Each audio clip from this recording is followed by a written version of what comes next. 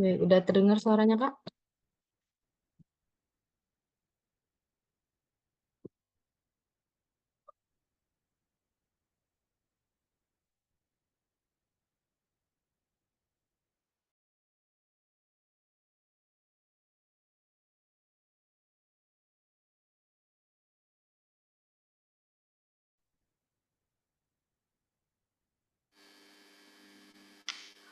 Apakah suara saya kedengaran? Terdengar, Kak? Oke. Bentar ya, Kak.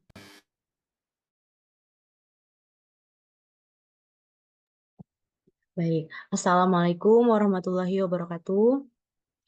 Selamat malam semuanya. Salam sejahtera untuk kita semua. Puji syukur kita panjatkan kehadirat Allah Subhanahu wa Ta'ala yang telah memberikan rahmat dan hidayahnya kepada kita sehingga kita dapat berkumpul di ruang Zoom ini untuk mengikuti atau melaksanakan webinar pembahasan soal P3K kebidanan. Oke, salawat dan salam semoga senantiasa tercurah kepada junjungan kita Nabi Muhammad SAW beserta keluarga, sahabat dan pengikutnya. Untuk memulai acara ini, alangkah baiknya kita mengucapkan lafaz basmalah. Bismillahirrahmanirrahim. Baiklah. Oke, di sini saya memperkenalkan diri. Saya sebagai moderator. Nama saya Cut Akila Salomita. Baik, Kakak, di sini kita akan didampingi pemateri kita nih, Kak Anissa Reja Sapitri.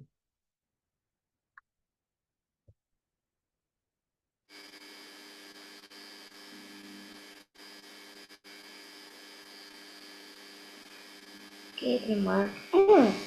Oke, eh, di sini eh, saya ingin memperkenalkan nih Kak Anisanya, yaitu riwayat pendidikannya itu tamatan dari D3 Kebidanan Poltekkes Kemenkes Bengkulu, dilanjut dengan D4 Kebidanan Poltekkes Kemenkes Bengkulu, selanjutnya Profesi Bidan Poltekkes Kemenkes Bengkulu.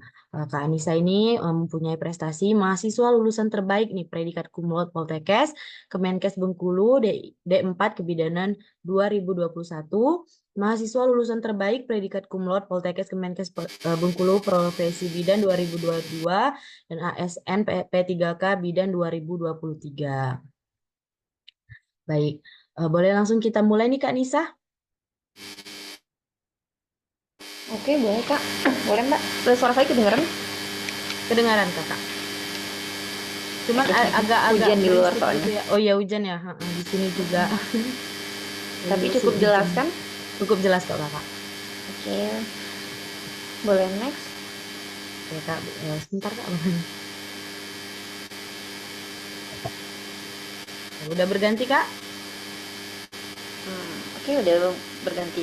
Oke. Baiklah, Assalamualaikum warahmatullahi wabarakatuh. Waalaikumsalam warahmatullahi wabarakatuh. Selamat malam teman-teman semua ya. Minggu malam ini menuju Senin, kita semua harus semangat. Terus sebelumnya saya sangat berterima kasih kepada Edu Health udah mengundang dan memberikan kesempatan saya untuk sharing mengenai P3K, terutama P3K khususnya P3K kebidanan. Di sini izinkan saya memperkenalkan diri dulu. Nama saya Anissa Reja Safitri, bisa dipanggil Ica, Anissa ataupun Mbak boleh, atau kalau lebih tua dari saya Adek boleh juga. Di sini saya juga P3K 2023 di Provinsi Bengkulu. Oke, next. Jadi boleh langsung aja teman-teman ya, karena kita orangnya cukup dikit. Kemarin waktu di tahun 2023 itu saya ikut seleksi P3K.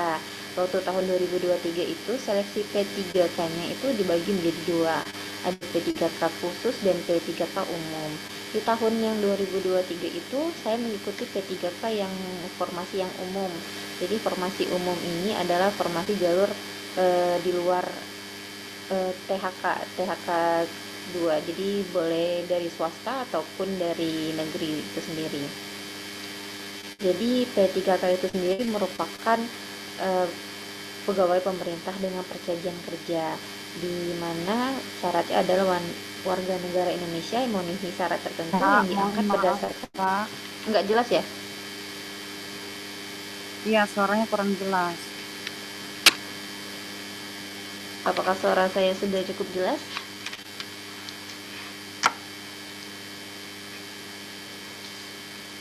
Jelas, Kak? Kalau di tempat saya jelas. Oke. Agak kedengar suara kayak mesin-mesin gitu ya, Kak ya? Iya, kayak berisik kayak gitu. Jadi suaranya kayak kurang jelas kayak gitu. Kurang jelas, oke, sorry. Itu saya udah buka headsetnya bentar.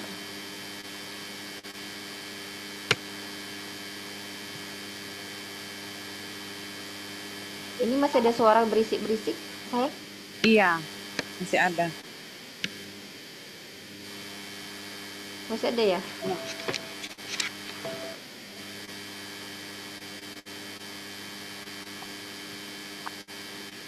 Atau saya ganti? Masih benar-benar berisik? Masih Iya, Kak. kayak suara mesin gitu, Kak. Iya, Oke, saya ganti pakai HP aja dulu ya bentar ya. Oh, enggak Boleh? apa-apa, Kak, Kakak. Iya, iya boleh. silakan. Punya onti, punya onti nak.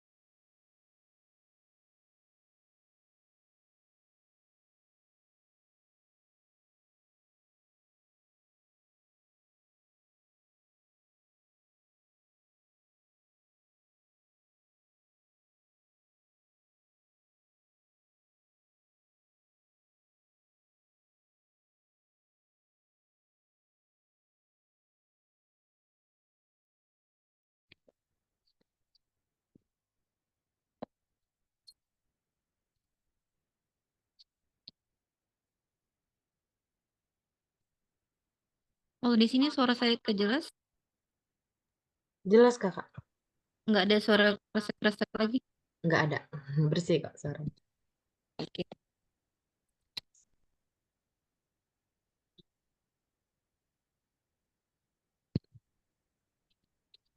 boleh lanjut ya? Oh, slide-nya dilanjut nih, Kak? Boleh lanjut aja. Oke.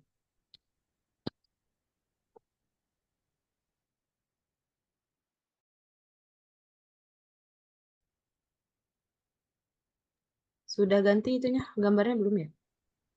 Kalau sekarang belum. Belum, bentar-bentar. Mau cek nih, Kak.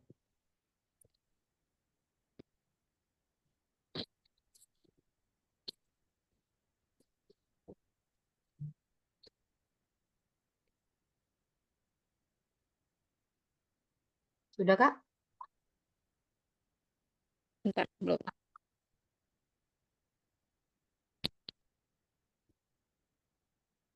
Oke, udah. Boleh lanjut ya, teman-teman? Oke, siap, Kakak. Ya, lanjut. Ini tadi yang masalah syarat-syarat ataupun teman-teman yang bisa mengikuti P3K. Kalau di tahun saya kemarin, itu XTHK 2 itu bisa mendaftar. Atau THK 2 ini adalah pegawai dengan atau honorer yang memiliki SK pemerintah atau SK Pemda. Dan yang kami kemarin juga ada yang formasi umum di situ adalah kami yang udah bekerja 2 tahun baik di rumah sakit swasta ataupun klinik yang memiliki SK ataupun surat pengalaman kerja 2 tahun kemarin juga bisa ikut. Oke, boleh next. Oke. Lalu di tahun kami kemarin itu seleksi P3K-nya terdiri dari 145 soal, di mana ada 90 soal itu kompetensi teknis. Di sini kompetensi teknis ini adalah mengarah ke vokasi atau pada pendidikan kita sendiri. Seperti kita kan kebidanan. Jadi soal-soalnya itu mengenai kebidanan. Nggak jauh beda dengan UKOM kalau menurut saya. Seperti UKOM soalnya kemarin. Itu 90 soal, terus itu harus dijawab. Kalau tidak dijawab nilainya 0. Lalu di 25 soal ada seleksi manajerial.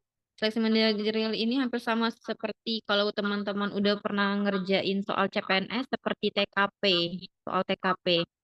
Jadi ada rank ya, nilai 1 sampai 4 kalau di sini. Kalau tidak dijawab 0. Jadi di seleksi manajerial sangat-sangat disarankan untuk wajib diisi. Mau itu menurut teman salah atau benar wajib diisi. Juga ada seleksi sosial kultural, hampir sama seperti TKP juga sebenarnya. Tapi bedanya kemarin mereka cuma jawabannya sangat setuju, tidak setuju, setuju seperti itu. Itu juga harus diisi karena mereka bernilai 1 sampai 5. Nah, yang pengalaman saya juga, saya kemarin terkejut waktu ngerjain soal wawancara. Saya pikir mereka ini satu waktu. Ternyata kalau kita udah lanjut ke wawancara itu otomatis yang 3 seleksi tadi itu nggak bisa dikerjain lagi karena mereka waktunya berbeda dengan wawancara. Soal wawancara ini hampir sama dengan soal kompetensi manajerial.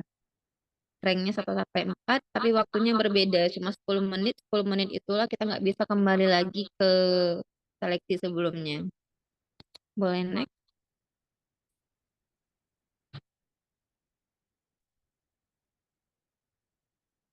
Lalu di sini ada tips dan trik mengerjakan soal kompetensi teknis kebidanan ya teman-teman ya. Sebenarnya kan kalau tips dan trik ini senyaman teman-teman, bagaimana teman-teman nyamannya mau ngerjain, bagaimana teman-teman mau nyamannya eh, memahami soal. Ini hanya tips dan trik dari saya. Jadi yang pertama adalah perhatikan kata kunci pertanyaan. Soalnya kemarin tuh hampir sama persis kayak UKOM. Jadi yang saya sangat sarankan adalah kalau mengerjakan soal-soal pinget atau seperti UKOM, kita fokus ke kata kunci pertanyaan. Apakah itu mempertanyakan diagnosa, apakah itu mempertanyakan KIE dan lain-lain. Jadi kita baca dulu pertanyaan. Udah dari pertanyaan, baru kita balik ke soal atau ke kasus. Itu diperhatikan kata kunci soal. Di sini udah kita tahu, oh pertanyaannya tadi tentang diagnosa. Kita tinggal baca lagi, apakah umurnya berapa, itu anak keberapa, dan eh, keluhannya apa. Lalu kita baru lihat ke kata kunci tanda-tanda vital ataupun ada pemeriksaan lainnya. Baru kita bisa menjawab pertanyaannya. Lalu membaca cepat dan eliminasi. Membaca cepat dan eliminasi ini sebenarnya bersangkut paut dengan pertanyaan dan soal. Karena membaca cepat tadi dengan kita membaca pertanyaan terlebih dahulu, itu udah salah satu cara membaca cepat ataupun mengeliminasi cepat.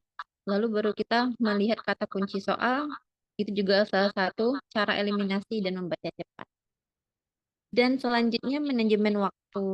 Manajemen waktu ini banyak sekali teman-teman merasa kekurangan waktu ya. Karena di 145 soal hanya disediain 130 soal.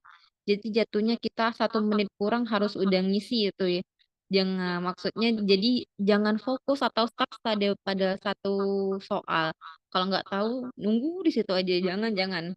Mending kita isi-isi random dulu. Karena seingat saya kemarin itu masih bisa ditandai warna biru. Maksudnya bisa ditandai ragu-ragu. Jadi kalau masih ada waktu bisa kembali lagi. Intinya tuh di 1 menit kurang udah harus diisi manajemen waktunya ya. Terus kalau yang dari saya kemarin adalah 3 bulan sebelum mengerjakan P3K itu, saya udah fokus belajar, belajar rutin dan belajar rutin bertahap. Jadi minggu-minggu pertama udah ngerjain setiap hari 10 soal, terus minggu kedua lanjut ke 20 soal, bertahap setiap hari seperti itu. Jadi waktu di H-1 bulan mau ujian, itu udah fokus ngikuti tryout. Jadi 145 soal itu dari 1 bulan terakhir udah dikerjain terus tiap hari. Karena dengan kita belajar rutin, itu akan, walaupun soalnya nggak semuanya bakal persis masuk, tapi dia akan mempermudah kita mengerjakan soal. Kita udah terbiasa, oh ini, oh ini, oh ini.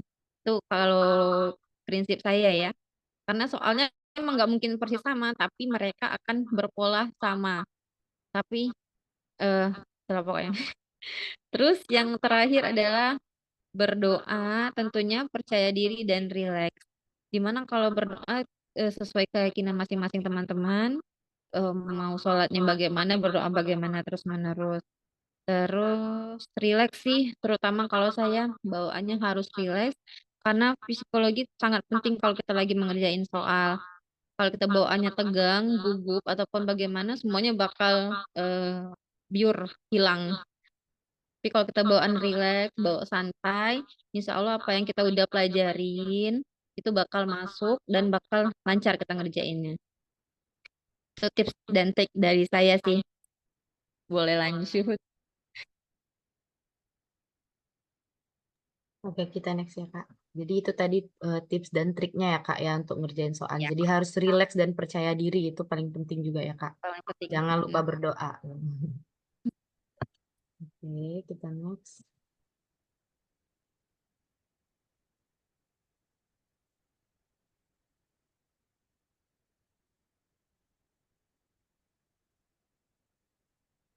Oke, udah terlihat ya soalnya kemarin. Mungkin di sini boleh teman-teman udah pernah ada pengalaman mengikuti P3K tahun kemarin?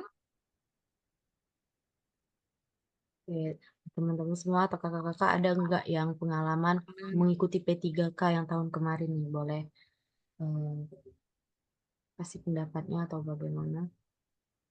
Hmm,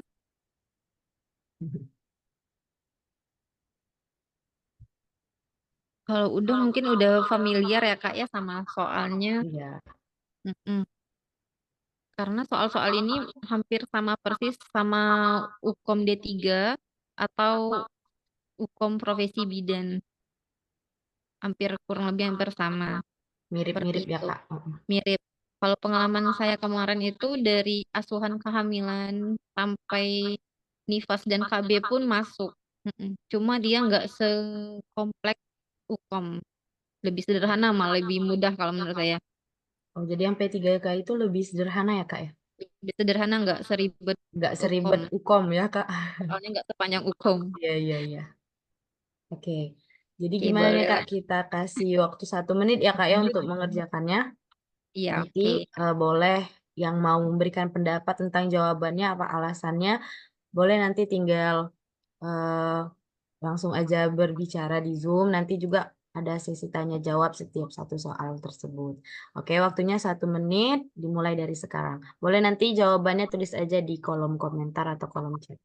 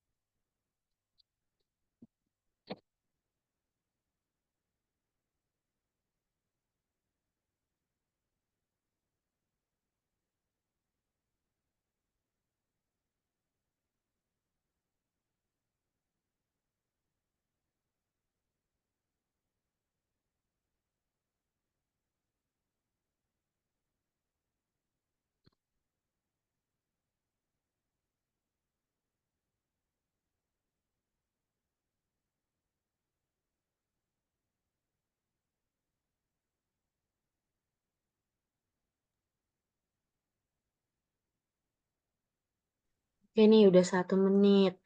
Ini dari eh, Bu Suryani Pradina nih. Jawabannya A. Boleh nih kepada Kak Suryani atau Bu Suryani boleh memberikan pendapatnya kenapa nih milih jawabannya A?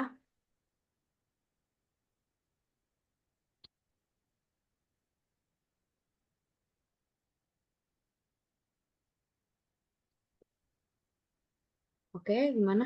Mau nggak nih memberikan alasan kenapa nih jawabannya A? Menganalisis soalnya gitu. Oke, kayaknya masih malu-malu nih Kak. Ya, Oke. Boleh kita sama-sama ngerjain ya teman-teman ya. ya kita diskusi di sini. Jadi kalau ada yang mau nyangga atau gimana gitu boleh langsung deh. Diskusi. Iya, kita diskusi. Ya, Oke, langsung tadi pembahasan ya Kak. oke. Jadi di sini mengerjakan soal tadi kalau mau mengerjakan sesuai senyaman teman-teman boleh. Tapi kalau saya tadi seperti biasa kita membaca pertanyaan terlebih dahulu. Jadi di sini yang ditanyain adalah KIE ataupun konseling ya teman-teman ya. Jadi yang ditanya adalah konseling. Terus kita kembali ke soal. Di soal ini yang ditanya, yang dijelasin adalah ada umurnya ada umur 22 tahun, hamil anak pertama, dan umur kehamilannya 30 minggu. Berarti udah TM ketiga. Datang ke PMB, ke bidan, mengeluh kaki bengkak pada kaki sejak 4 hari yang lalu. Berarti ini udah kaki bengkak ya teman-teman ya. Sebenarnya kalau kaki bengkak takut-takut dicurigain mengarah ke preeklamsi ataupun dan lain-lainnya. Kita baca kembali apakah tensinya tinggi. Jadi kita boleh langsung ke tensi tinggi. Karena data kasus yang lainnya sepertinya pada batas normal, tidak usah kita baca. Jadi cara cepatnya seperti itu. Kalau kita lihat tidak ada data fokus yang lainnya seperti protein urin dan lain-lain. Jadi yang kita fokuskan adalah pada kaki bengkak dan tensinya. Di sini tensinya batas normal, tidak ada ngarah ke preeklamsi atau hipertensi. Berarti kita coret ini adalah bahwa eh, bukan ini adalah kasus fisiologis, bukan patologis, masih pada kasus fisiologis. Jadi konseling yang tepat kita berikan pada ibu ini adalah kita tuntasin sama-sama ya teman-teman ya. Tadi Mbak Suryani jawab A. Boleh kita Iya, save dulu A ya teman-teman ya. oke. Jadi posisi kaki lebih tinggi. Kita save dulu, boleh. Terus yang B-nya rendam dengan air garam. Ini sepengetahuan saya di penelitian manapun belum ada menjelaskan bahwa rendam air garam bisa mengurangi kaki bengkak. Terus lanjut ke latihan dorsifleksi. Dan dorsifleksi ini adalah perenggangan. Perenggangan-perenggangan juga belum ada mengarahin ke bisa mengurangi kaki bengkak, tapi paling mengurangi nyeri. Lalu dikompres hangat. Kompres hangat benar, mereka bisa mengurangi bengkak. Tapi lihat dulu kasus. Ini adalah kaki bengkak karena ibu hamil, bukan bengkak karena ada benturan atau dan lain-lain. Jadi kompres air hangat kita skip juga dulu ya teman-teman. Terus pada yang jalan kaki di pagi hari. Jalan kaki di pagi hari juga merupakan salah satu cara untuk merelaksasikan diri ataupun memperlancar sirkulasi. Cuma di sini kan mereka kakinya bengkak, bukan karena untuk kalau sebatas untuk merenggangkan ataupun merelaksasikan diri boleh untuk jalan kaki. Jadi di sini menurut saya dan jawaban yang paling tepat adalah benar, posisikan kaki yang lebih tinggi. Boleh di Oke. next. Boleh kamu.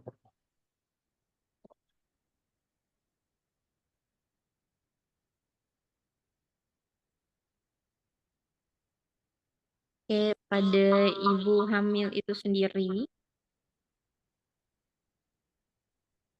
pada ibu hamil sendiri, kaki bengkak pada tungkai disebut dengan edem.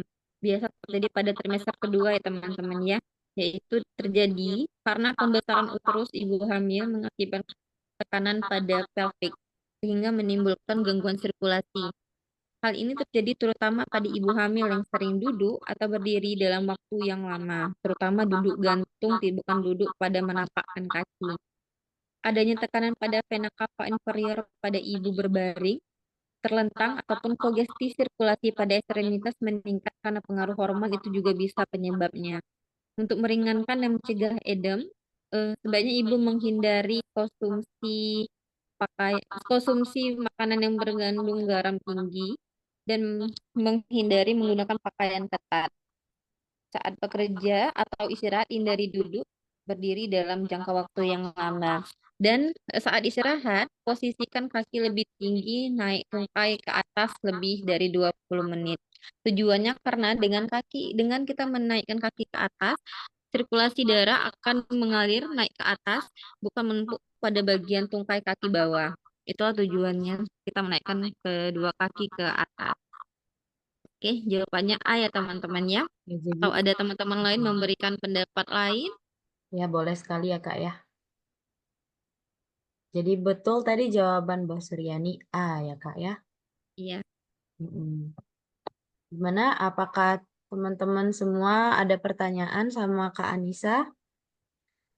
Kalau ada langsung aja ditanyain. Kalau nggak ada, kita next ya, Kak, ke soal selanjutnya ya. Iya, boleh next. Oke.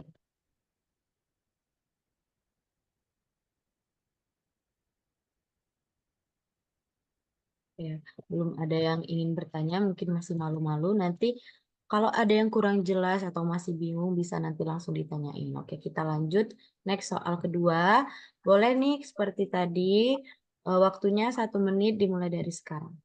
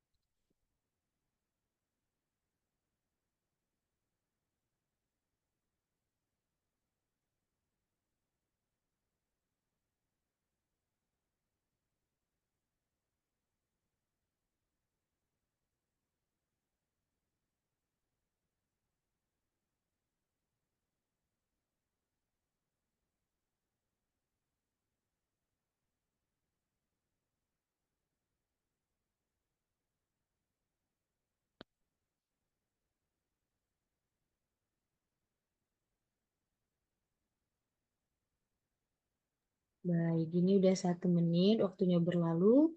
Belum ada nih yang mau jawab.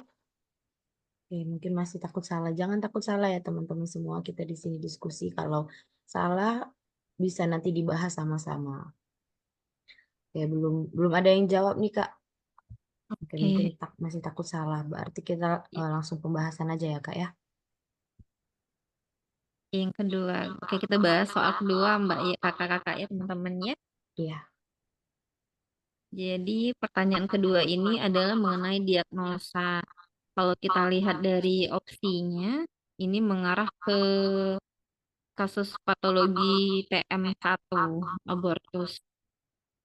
Jadi ingat saya kemarin waktu P3K 2023 itu soal abortus ada yang masuk dan menanyakan diagnosa. Jadi di sini yang pertanyaan adalah diagnosa ya teman-teman ya. Kita kembali ke soal. Di sini umur ibunya 36 tahun. Anak kedua, hamil anak kedua. Hamil 12 minggu. 12 minggu berarti TM pertama.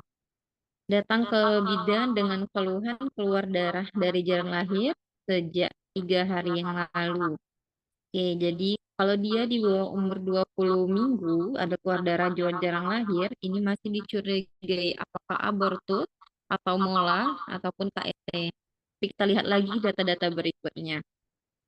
Dan di anamnesis keluhannya disertai dengan nyeri perut bagian bawah, berarti ada kontraksi, bukan sekedar keluar darah doang.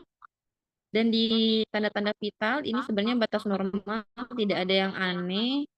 Nah, yang dilanjutnya lagi adalah pengeluaran darah berwarna hitam dan bergumpal. Ini perbedaannya. Bergumpal dan dilakukan pemeriksaan dalam ada pembukaan ya teman-teman ya. Oke, sebenarnya kalau udah baca ini kita udah bisa langsung menjawabnya. Bergumpal dan keluar pembukaan ada pembukaan. Oke, kita boleh lanjut ke opsi ya teman-teman. Di sini ada yang A, abortus habitualis. Abortus habitualis, teman-teman boleh rasanya pasti udah tahu habitualis adalah abortus apa? Abortus yang berulang. Iya benar teman-teman. Abortus berulang berarti yang A kita skip ya. Hapus. Ya, abortus habitualis bukan termasuk dalam abortus yang ini tadi mereka nggak menjelasin abortus A-nya ini masih nol, nggak ada A2 atau A3. Lanjut, lanjut ke yang B, abortus incomplete. Oke, abortus incomplete boleh kita save dulu ya teman-teman. Abortus incomplete. Kalau yang C, abortus incipient. Abortus incipient ini merupakan abortus sebenarnya dia hampir sama keluhannya, cuma perbedaannya adalah mereka tidak ada bergumpal, tidak ada pengeluaran jaringan. Tapi kalau abortus incomplete biasanya sudah ada pembukaan, baik satu ataupun udah ada pembukaan. Itu perbedaannya dengan abortus yang lainnya. Apakah suara saya kedengaran? Kedengaran, Kak? Iya. Kirain macet. Enggak. Insipien ya, itu perbedaannya. Intinya kalau insipien adalah dia ada pembukaan tapi tidak ada pengeluaran gumpalan. Tetap diikuti dengan keluaran darah dan nyeri perut. Kalau iminen, ini adalah abortus yang mengancam. Jadi dia udah ada keluar darah dan nyeri perut, tapi tidak ada pembukaan. Itu bedanya dengan insipien juga. Batasnya itu, nggak tidak ada pembukaan, tapi udah nyeri. Kalau iminen tadi, dia ada pembukaan, ada nyeri, tapi tidak ada keluar gumpalan. Kalau abortus septik, nggak ada ya teman-teman ya. Adanya yang terakhir, jadi jawaban menurut saya yang benar adalah abortus incomplete. Oke, jadi jawaban yang tepat itu abortus incomplete ya, Kak. Iya, Incomplete. Oke, kita lanjut di slide pembahasannya, Kak. pembahasan boleh. Oke. Oke, ini pembahasannya ya teman-teman semua bisa dibaca nih. Ya, jadi abortus incomplete itu sendiri lanjutan dari abortus iminen dan abortus insipien sebenarnya. Jadi dia itu udah nyeri, udah keluar darah, waktu di pemeriksaan ada pembukaan dan yang perbedaannya adalah keluar gumpalan atau sebagian jaringan. Biasanya waktu dilakukan pemeriksaan dalam lagi itu masih ada sisa ataupun waktu di USG masih ada sisa. Ini termasuk bagian dari abortus incomplete. Soalnya pasti itu biasanya. Kalau mereka membilang ada jaringan yang tersisa ataupun ada keluar jaringan atau gumpalan, itu pasti jawabannya abortus incomplete. Tapi kalau misalnya tidak ada keluar jaringan, tapi ada pembukaan, itu insipien. Kalau iminen tadi cuma baru nyeri dan tidak ada pembukaan. Itu aja sih. Kalau yang misalnya ada komplit keluar gumpalan utuh seperti jaringan bayi ataupun janin, itu berarti masuk ke komplit. Boleh, udah cukup jelas teman-teman? Oke, Atau gimana ada nih teman-teman semua? Ya, tanggapan apa? atau diskusi lain? Kalau udah cukup jelas, bagi aku udah jelas banget nih, Kak. Udah detail nih. Oke, untuk teman-teman semua, apakah masih ada yang belum jelas? Boleh langsung ditanyain. Oke, boleh Mbak Kalau Kartika. kalau iminen tadi hanya ada hanya nyeri aja ya Kak ya? Nyeri sama keluar darah. Dan biasanya mereka bakal memasukin soal itu tidak ada pembukaan. Tuh, ostiumnya masih tertutup. Itu biasanya. Itu pasti ini, oh sorry, iminen tadi kan? Iya. Ya, iminen. Biasanya ostium uterinya masih tertutup atau waktu dilakukan pemeriksaan tidak ada pembukaan. Itu biasanya pasti iminen.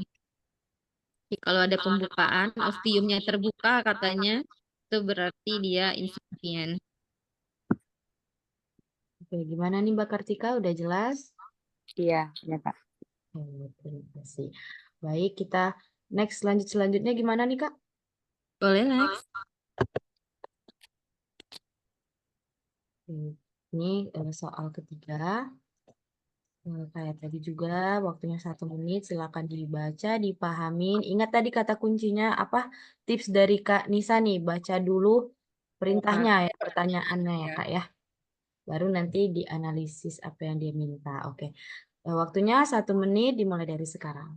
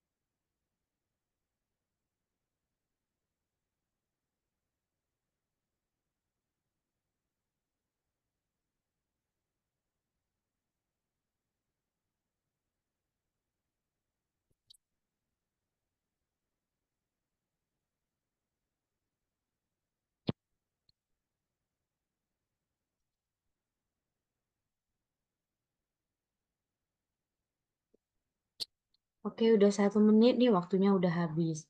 Aduh, gimana nih? Belum ada yang jawab juga nih.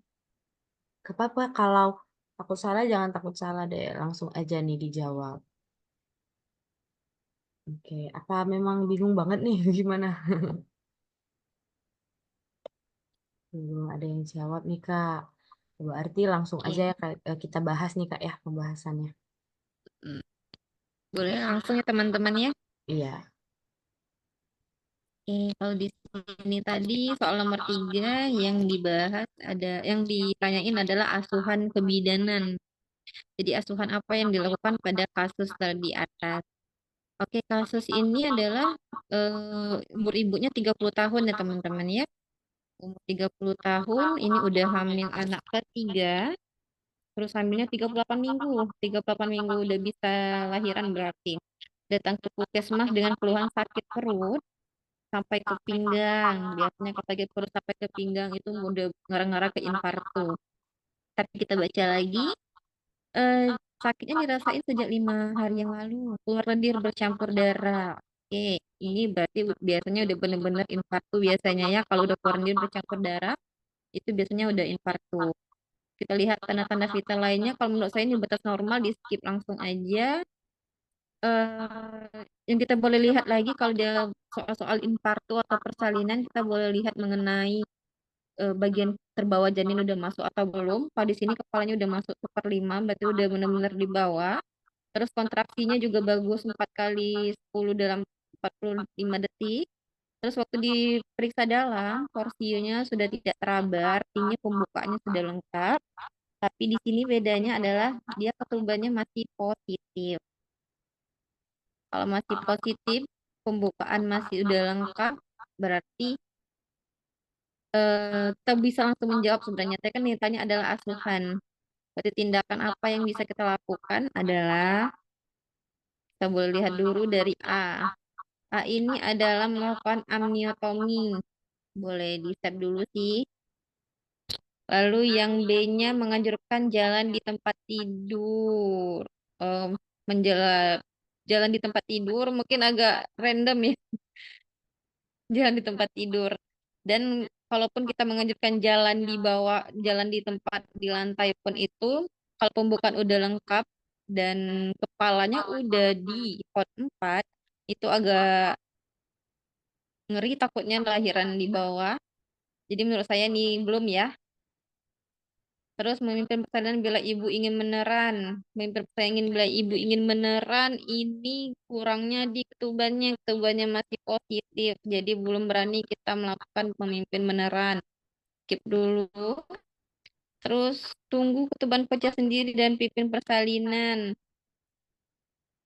Biasanya kalau pembukaan udah lengkap itu jarang menunggu ketuban pecah sendiri. Jadi kita skip dulu ya. Terus yang fasilitasi pimpinan persalinan saat diameter 5 sampai 6 cm.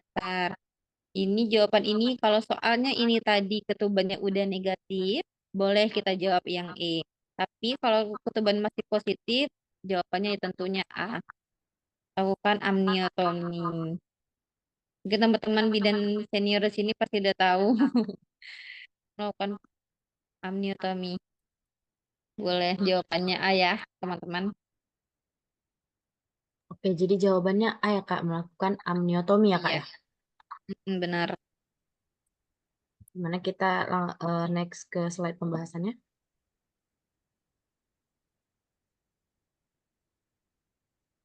Ya. Eh, ini pembahasannya ya, teman-teman semua. Gimana nih kakak-kakak, mbak-mbak semuanya? Apakah masih ada yang belum paham atau masih bingung? Bisa nih langsung nih ditanyain sama Kak Nisa. Jangan malu-malu ya untuk bertanya ya kakak-kakak semuanya. Oke, malu bertanya sesat di jalan nanti ya Kak ya. Iya. Nanti kalau ada yang bingung atau yang kurang paham bisa aja nih langsung ditanyain sama Kak Nisa. Jadi bisa dibaca nih ini penjelasannya atau pembahasannya. Oke, jadi amniotomi itu sendiri adalah pemecahan kantong ketuban yang dilakukan saat proses persalinan. Tujuannya itu sendiri merangsang dan mempercepat proses persalinan. Ini seingat saya kemarin soal amniotomi masuk di P3K. Dan itu kunci utamanya kalau kita melakukan amniotomi adalah pembukaan udah lengkap dan kepala udah di hot 4. Itu pasti jawabannya amniotomi kalau mereka menanyakan asuhan kebidanan ataupun menanyakan tindakan selanjutnya biasanya pasti amniotomi. Itu jawab apa tuh? Alasannya tadi, tapi kalau pembukaan udah lengkap ya teman-teman ya. Tapi kalau masih pembukaan 9 atau 8 itu belum dianjurkan untuk amniotomi kecuali hotnya masih sangat-sangat tinggi. Iya. Gimana? Jawabannya A tadi, Ya. amniotomi.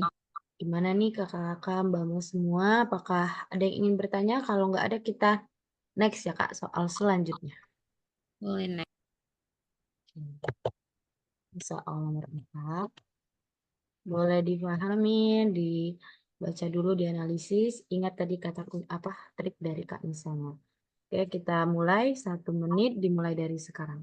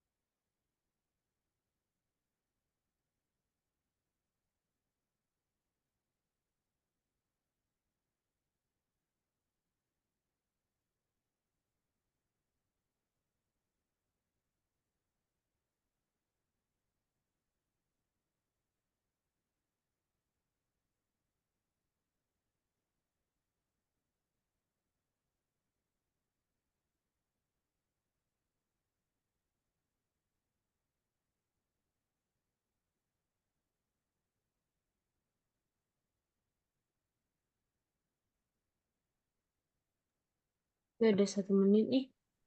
Oke, ada yang jawab nggak nih ya? Oh, Mbak Kartika jawabannya B nih. Boleh Mbak Kartika mau menyampaikan pendapatnya atau alasannya nih kenapa milih jawaban B? Boleh Kak Kartika? B yaitu menganjurkan untuk memberi ASI. Oke, mungkin Kak Kartikanya si malu nih, boleh langsung pembahasan dari Kak Anissa nih. Oke, terima kasih. Di-save dulu jawaban Mbak Kartika ya. Iya, Jadi di jawabannya sini B. soal nomor 4 ini yang ditanyakan asuhan kembali ya. Asuhan kebidanan yang dianjurkan untuk kasus di atas. Jadi di sini kembali kita baca usia 27 tahun, melahirkan 6 jam ya. Udah 6 jam di PMB. Terus keluhannya lagi ibu lelah mengurung mulus-mulus. Sejauh ini masih batas normal, ibu lelah mengurung mulus-mulus. Terus kita lihat pada tanda vitalnya KU-nya dan tanda-tanda vitalnya juga batas normal, tidak ada yang aneh ataupun yang perlu dibahas. Lalu ASI keluar sedikit berwarna kekuningan, batik kolostrumnya keluar. Lalu lokea berwarna merah juga batas normal dan jahitan perineum baik. Jadi asuhan kebidanan pada kasus di atas. Berarti kasus di atas adalah kasus nifas fisiologi. Asuhan kebidanan yang diberikan. Jadi asuhan kebidanan yang diberikan kita fokus pada 6 jam. Biar kita udah tahu ya, ini udah lahiran 6 jam. Berarti ini asuhan kebidanan 26 jam atau 68 jam atau KF1. Jadi kalau nifas ini biasanya dibagi 4 kunjungan nifas, ada 4 kunjungan nifas, KF1, 2, 3, dan 4. Di mana KF1 ini adalah 6-8 jam. 6-8 jam ini biasanya fokus pada kasus perdarahan. Oke, kita lanjut ke opsinya di mana A menganjurkan makan makanan bergizi. Em, Makanan bergizi sebenarnya benar sih, nggak mungkin nggak makan 6 jamnya itu. Cuma untuk fokus ke makanan bergizi, kita boleh skip dulu. Terus untuk jawaban Mbak Kartika tadi menganjurkan pemberian ASI. Sebenarnya benar menganjurkan pemberian ASI. Karena pemberian ASI di awal-awal sangat-sangat baik. Cuma untuk pemberian ASI biasanya itu ada istilah pemberian ASI pertama atau IMD atau pemberian ASI kolostrum. Kalau jawab kalau opsinya ada pemberian ASI pertama itu boleh. Tapi karena ini pemberian ASI aja, kita skip dulu ya. Terus mencegah terjadinya perdarahan. Oke, karena jam-jam rawan 6 8 jam atau 6 jam itu masih rawan-rawan atonia uteri atau rawan-rawan perdarahan, kita boleh simpan dulu nama perdarahannya ya teman-teman. Terus yang D menganjurkan istirahat cukup. Untuk menganjurkan istirahat cukup itu juga benar sebenarnya, cuma belum terlalu tepat untuk menganjurkan istirahat cukup. Kalau nggak salah ini di KF kedua. Terus menganjurkan untuk ber-KB tentunya sangat-sangat belum karena baru lahiran. Ini KF 3 dan 4 baru yang ini menganjurkan untuk ber-KB. Jadi jawaban yang paling tepat adalah mencegah terjadinya perdarahan. Karena boleh next. Oke, next pembahasannya.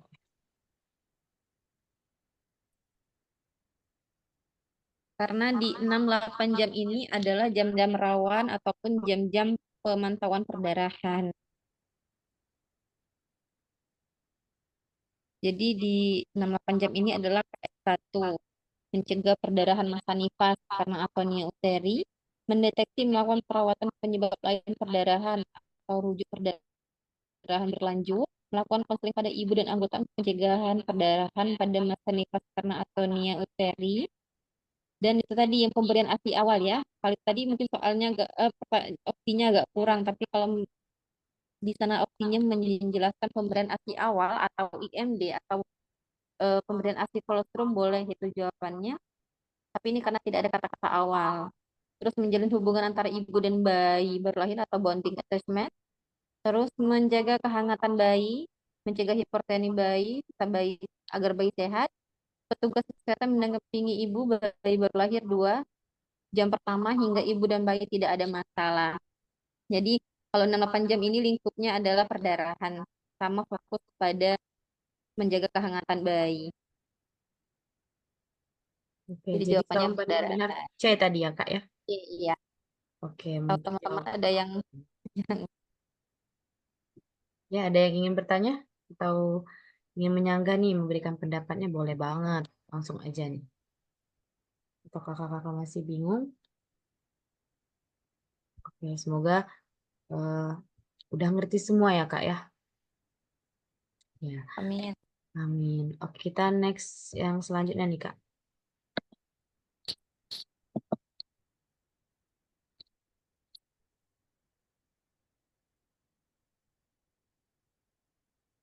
Oke, kayak tadi kayak biasa juga nih. Waktunya 1 menit dimulai dari sekarang.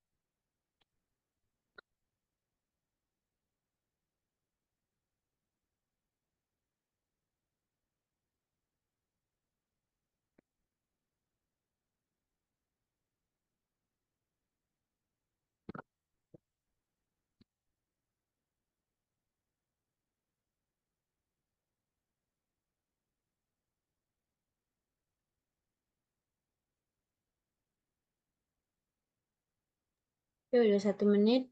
Belum ada yang jawab nih. Atau masih bingung? Nggak usah takut salah, langsung aja kalau mau jawab, jawab. Nanti akan dibahas sama-sama sama Kak Nisa, akan kita diskusi di sini ya.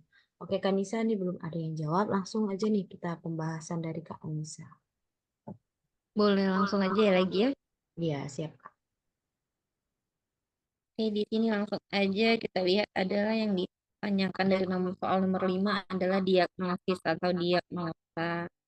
Kalau dilihat dari opsi-opsinya ini sebenarnya ngarah ke case pro, soal case pro ya.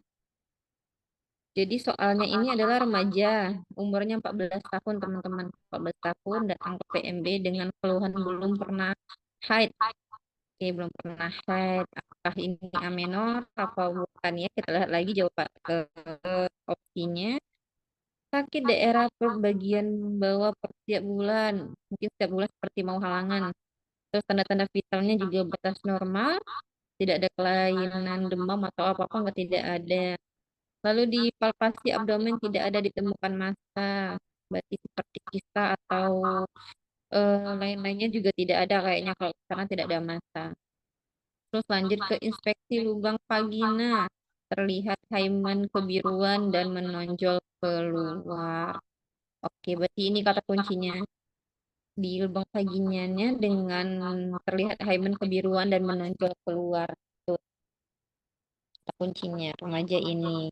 Kita lanjut ke opsi aminorea. Kalau soalnya cuma hanya menjelaskan keluhan belum pernah mengalami haid, tidak pernah haid selama 3 bulan, boleh.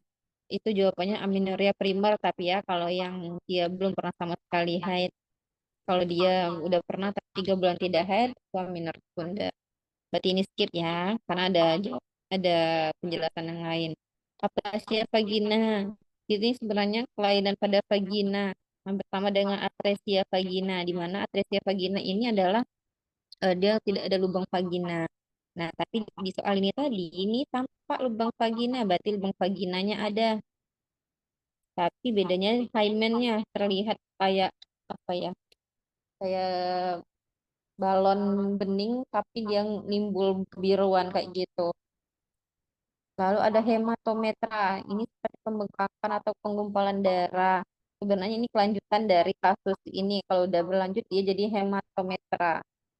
Tapi di sini kalau soalnya ada hymen kebiruan dan menonjol keluar, itu pasti jawabannya hymen imperforata. Ini soalnya masuk kemarin waktu P3K. Hymen imperforata. Di mana ini adalah boleh next.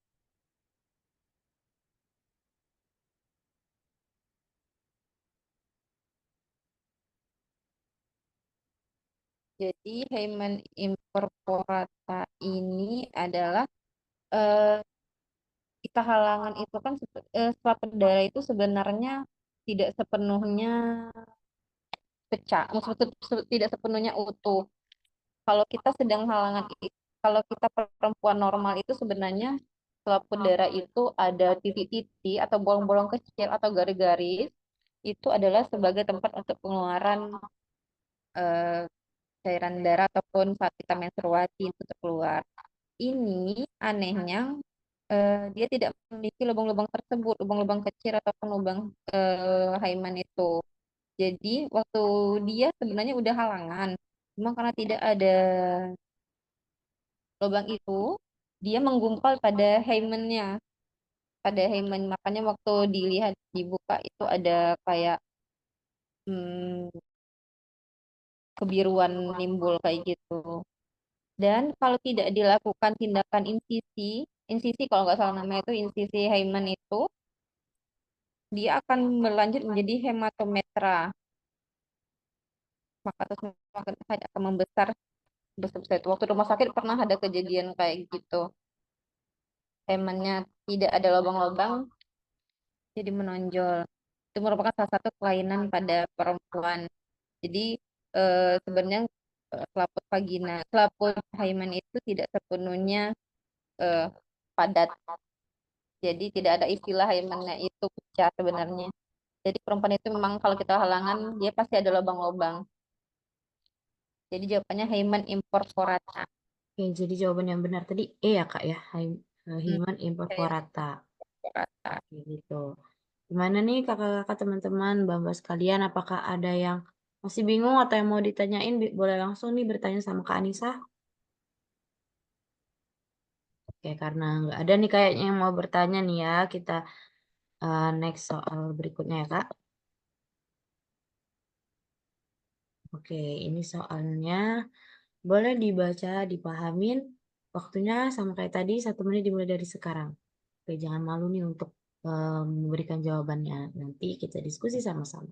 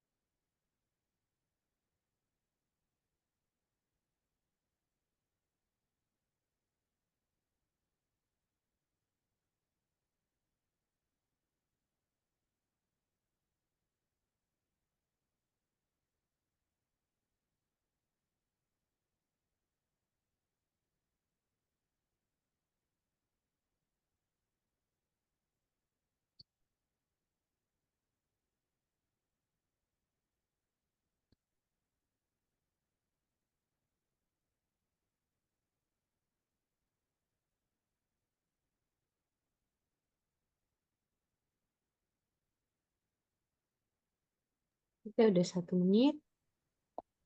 Ya. Oke, mana nih Mbak-mbak, kakak-kakak?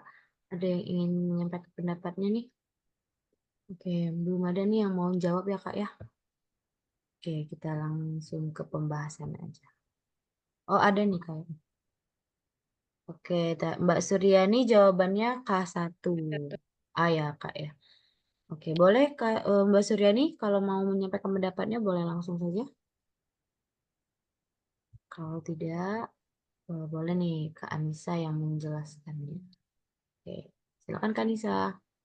Oke, terima kasih. Atau saya terlalu cepat? Enggak, Enggak kok Kak. Terlalu cepat santai. apanya Kak? Jelasin ya. Enggak kok Kak. Oke. Hmm, Jadi, jadi pertanyaan ini mengenai PWSKIA. Kemarin itu PWSKIA waktu P3K lumayan banyak masuk. Ini masih yang hal simpelnya aja K1, K4.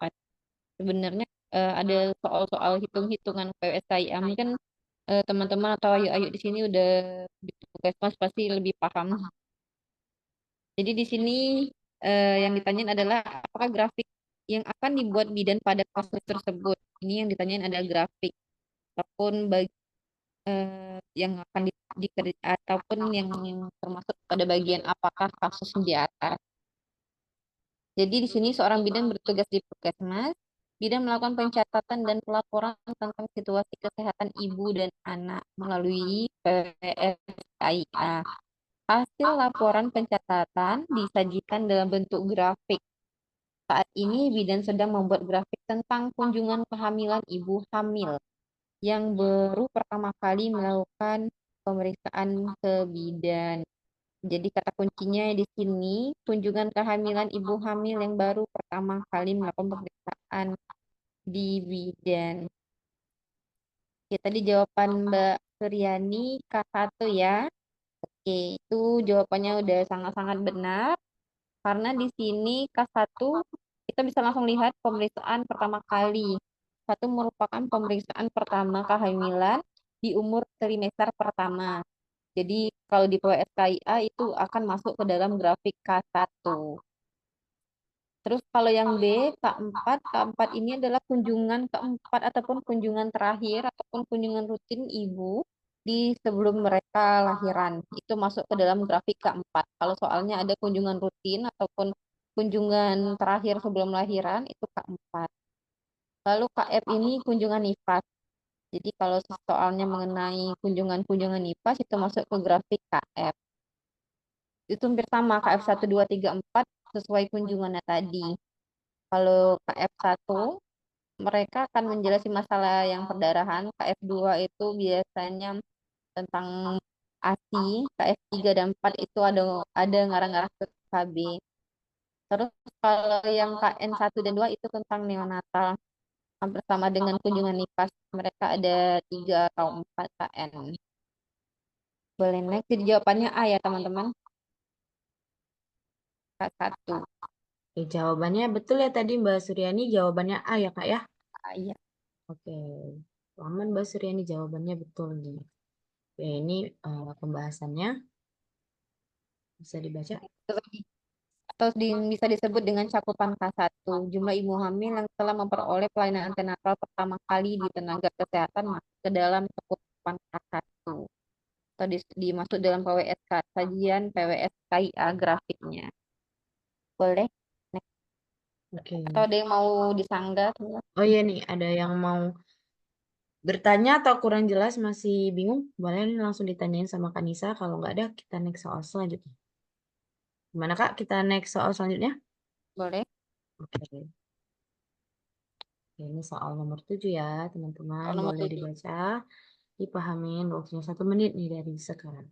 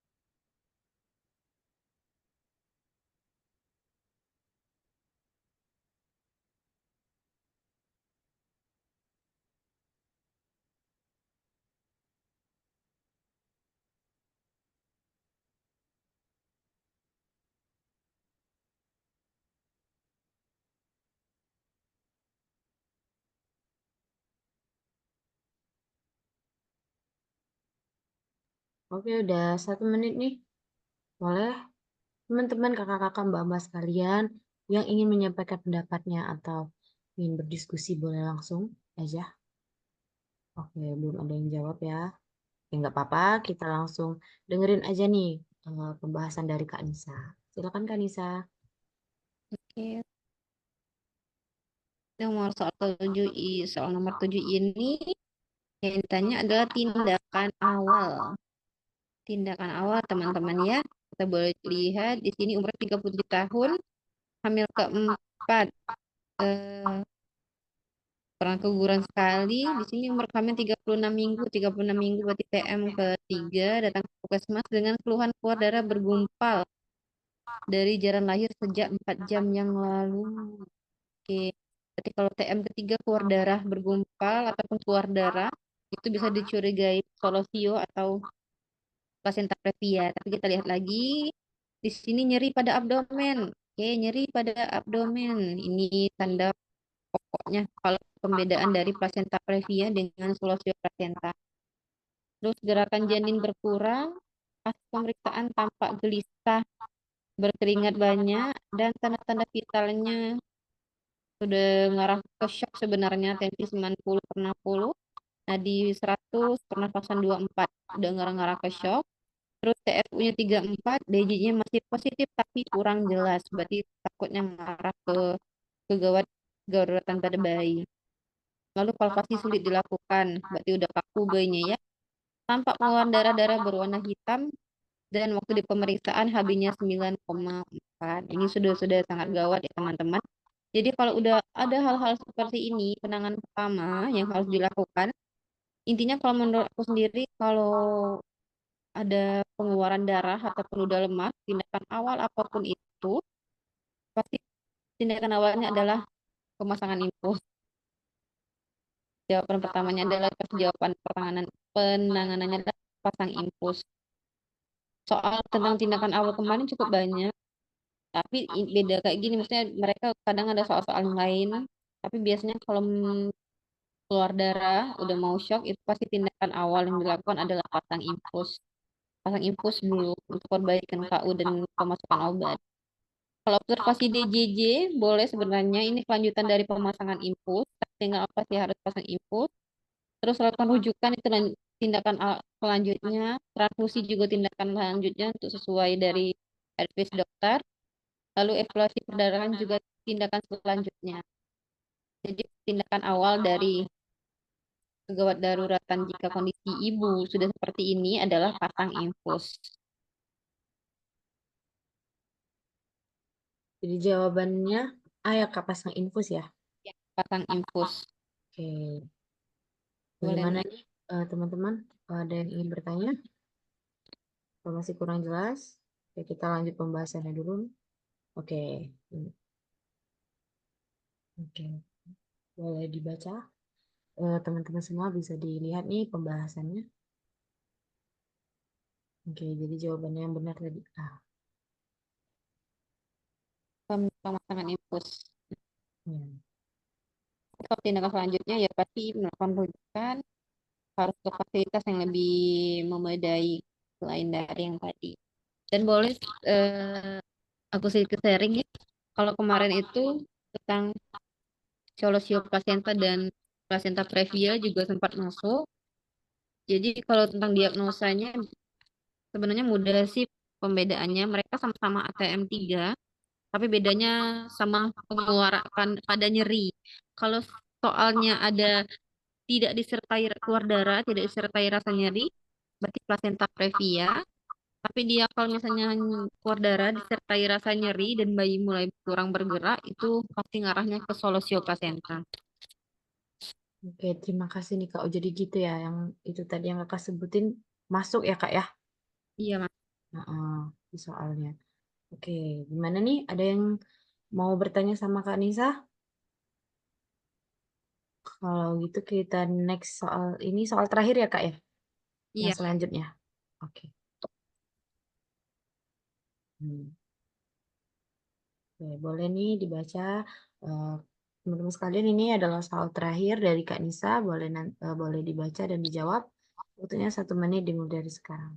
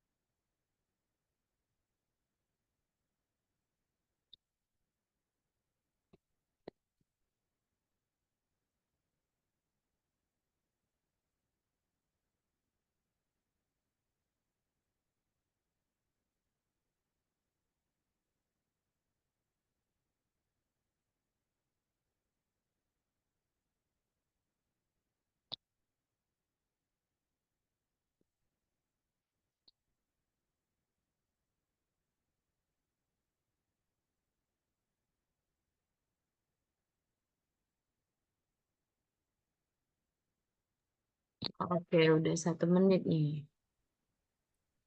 Oke, masih em, belum ada yang mau jawab nih. Gimana nih? Oke, langsung aja kita pembahasan sama Kak Nisa. Oke, mungkin masih bingung semua ya Kak ya. Butuh langsung dibahas nih sama Kakak Nisa nih. Oke, Oke, ada yang jawab nih. Oh, Kak Kartika jawabannya B nih Kak. iya. Oke, Oke, boleh tap dulu ya Kak Kartika ya. ya. Oke, boleh. Oke, ini adalah refleks primitif atau refleks bayi baru lahir. Jadi di sini kasus mengenai BBL ya teman-teman. Bayi ini baru lahir 2 jam di puskesmas. Jadi bayi baru lahir. Terus di pemeriksaan lagi, semuanya batas normal, BB 3000, panjang bagus, suhu bagus, nadi bagus, dan tanda vital bagus. Saat diberikan ASI, bayi menghisap kuat saat puting susu ditempatkan pada mulut bayi. Berarti yang kata kuncinya di sini adalah bayi menghisap kuat. Jadi bayi itu ada beberapa refleks yang akan diperiksa saat baru lahir. Di sini ada beberapa contohnya. Dan ini merupakan salah satu refleks bayi menghisap kuat itu merupakan refleks bayi baru lahir yang perlu diperiksa biasanya. Jadi di sini kita boleh opsi di mana yang A ini adalah refleks moro. Refleks moro ini merupakan refleks terkejut. Jadi biasanya bayi kalau kita lakukan kejutan seperti ini atau mengejutkan mereka akan menaikkan kedua tangan atau memberikan refleks terkejut. Berarti refleks terkejutnya bagus. Dan di sini di soal bukan ya, karena ini mengarah ke hisap, menghisap kuat. Lalu kita save dulu yang B, kalau yang A tidak ya, karena ini refleks terkejut. Lalu yang C ini refleks routing. Refleks routing ini biasanya memang agak sedikit mengecoh dengan refleks cacing. Karena refleks routing ini hampir soalnya biasanya mereka memberikan soal menempelkan puting di dekat mulut bayi atau menempelkan jari di dekat mulut bayi. Bayi akan mengikuti arah ke mana jari ataupun puting itu, tapi tidak sampai menghisap. Jadi itu merupakan itu soal biasanya soal mencari puting ataupun soal jawabannya puting itu bedanya. Terus kalau swallowing nggak ada, kalau toning neck ini refleks bayi mengangkat refleks bayi mengangkat lehernya. Atau sekarang bisa sering orang bilang tummy time refleks bayi. Ini bukan juga ya, ini tentang leher, bukan tentang menghisap. Jadi benar jawaban Mbak Kartika adalah shaking ataupun refleks menghisap, menghisap kuat. Oke. Sama nih Kak Kartika jawabannya benar, yaitu B ya Kak, yang shaking ya Kak ya. Iya. Oke, kita next ke pembahasannya. Oke, jadi ini pembahasannya ya Kak ya. Iya. Jadi benar ya, refleks sucking ataupun refleks menghisap adalah gerakan menghisap dimulai ketika puting susu ibu ditempatkan pada mulut anak atau bayi. Refleks ini positif apabila bibir bayi dicucurkan secara spontan saat bibir disentuhkan di sesuatu apabila tidak ada menunjukkan tanda regresi sel otak.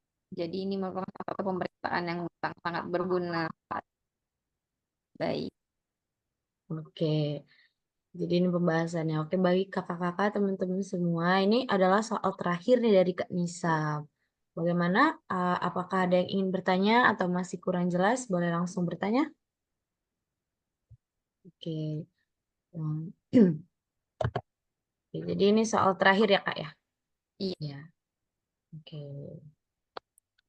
Oke, terima kasih ya Kak Nisa. Oke, Kak Nisa mungkin ada yang ingin disampaikan ini. Oke Kak, bentar dulu sebelum itu ini HSE mau menawarkan nih untuk kakak-kakak, mbak-mbak, teman-teman semuanya yang mau ikut bimbel, boleh nanti hubungin admin. Eh, ini ada bimbel online 6 kali pertemuan dan offline juga ya, yang bagi yang di Bengkulu. Nanti posternya akan aku share nanti. Oke.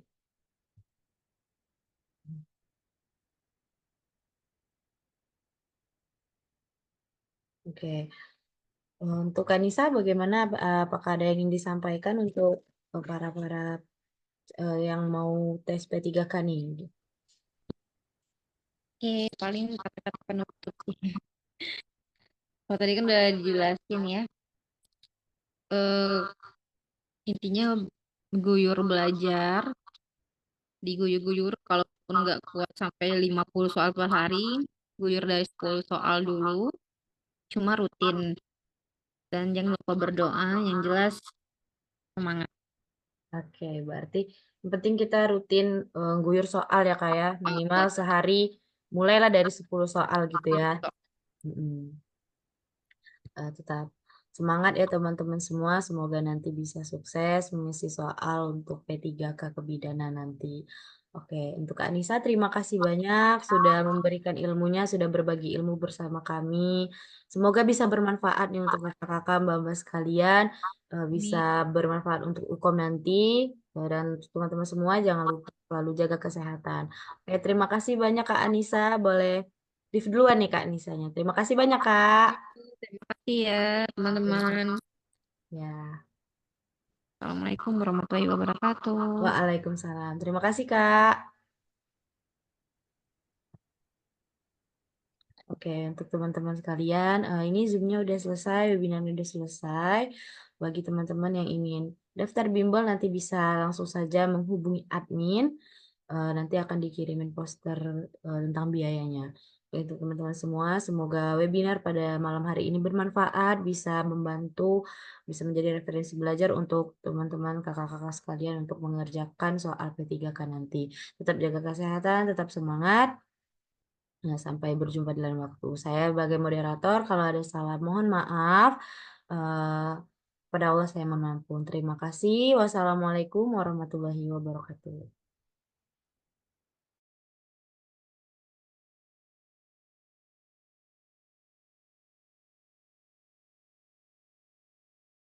Sama-sama. Oke.